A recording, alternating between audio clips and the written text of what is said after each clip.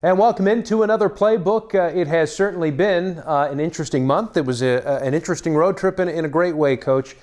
Big 12 conference road wins are hard to come by, let alone two on one trip. To Texas Tech, you get the Lady Raiders by 20 points, and then a hard-fought win in Fort Worth against TCU. As a result, West Virginia women's basketball is the ESPN Team of the Week. That's a great honor. Kaiser Gondrzik continues to lead the way for West Virginia.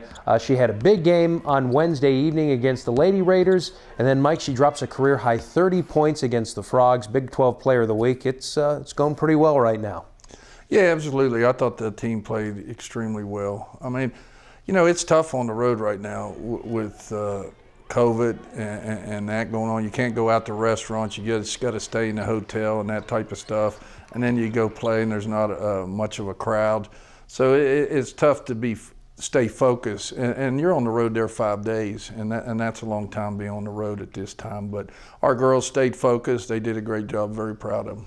A lot of contributions. As I mentioned, Gondrzik, we sort of take her for granted, don't we? 20 points a night, 20 points a night. She now has over 20 20-point performances in a West Virginia uniform. What does she bring to this team?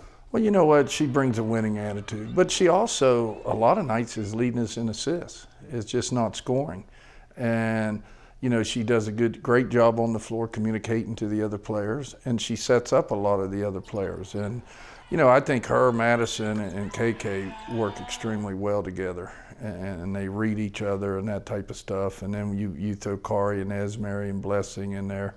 And then even Jasmine is starting to get in the mix. She's starting to understand better. Doing a lot of great things, obviously, on a big streak. And going into Iowa State here, massive game. We're allowed to have some folks back with us. 1,000 fans can come to the WVU Coliseum Wednesday night, tomorrow night, against the Cyclones. So what does this game mean? It's massive. It would be great to have a great showing. Oh, yeah. I hope we can get 1,000 people in. Hopefully we can get 1,000 people in there, because it would really help, and it would be exciting for the players, and it really help us against Iowa State. So we're looking for a great crowd. We want them to be loud. Yeah. Our players are excited about it. The coaching staff's excited about it. And Iowa State, great team. They have great shooters. They have a great player.